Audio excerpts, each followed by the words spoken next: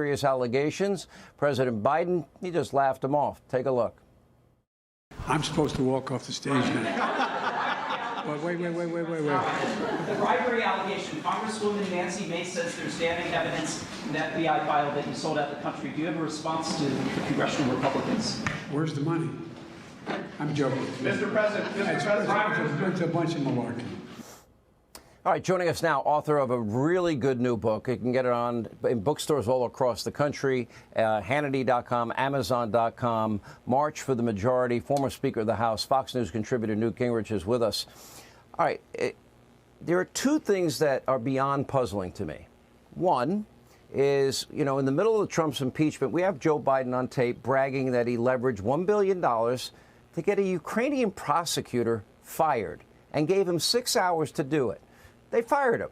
It turns out that that prosecutor was investigating Burisma, and it turns out the prosecutor was investigating Hunter Biden. Hunter Biden does an interview on GMA and admits he has no experience in energy, oil, gas, coal, or Ukraine. Now, to me, that seems like a quid pro quo by Joe. Nobody showed any interest in that, Mr. Speaker. Why?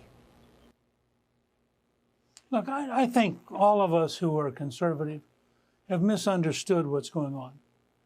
It's a lot like Hillary. They didn't prosecute Hillary because she's so likable. They didn't prosecute Hunter because, after all, he's such a nice guy.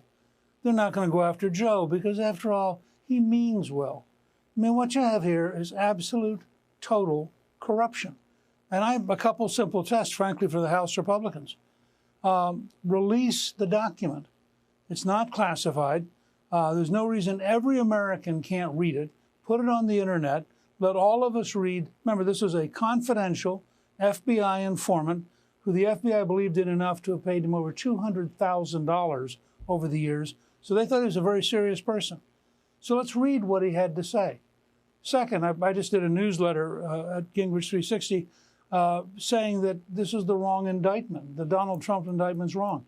The first indictments ought to be all the people who are mentioned as breaking the rules and breaking the law in the Durham report. Those are FBI agents. The second indictment ought to be the two universities that still haven't told us how much money they got from the Chinese communists while taking care of the Bidens. That's the University of Delaware and the University of Pennsylvania. And the University of Pennsylvania got 2 ambassadorships out of the deal. And there were 10 Biden administration senior people being paid by the University of Pennsylvania with money that I think came directly from communist China. The third indictments ought to be the Biden family. I mean, how can you have, it's a very simple, just ask yourself, why would the widow of the mayor of Moscow send $3 million to Hunter Biden? Why would Burisma hire a guy who clearly didn't know anything? $3.5 million. I'm lowballing it. I'm trying to be conservative. But think about it. Why would Burisma be paying him? Why would somebody in Kazakhstan send him money? Why would a Chinese billionaire be sending him a diamond?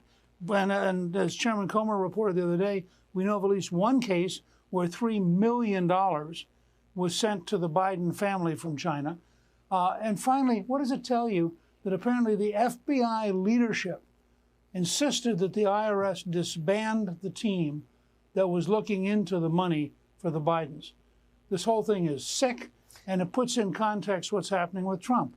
What you have is a deliberate, vicious effort worthy of Zimbabwe or Venezuela or Cuba, but in the United States of America, to have this kind of totally ruthless use of the power of the government. It's ironic. This is the week that is the anniversary of the publication of George Orwell's 1984. And what we're seeing is exactly the use of state power that Orwell warned us against. And I hope that the Republicans next week will release the document, put it on the internet, let every American see it, and then ask the Attorney General and the head of the FBI, how could you have had this for several years and not investigated it? I mean, there's something profoundly sick about it.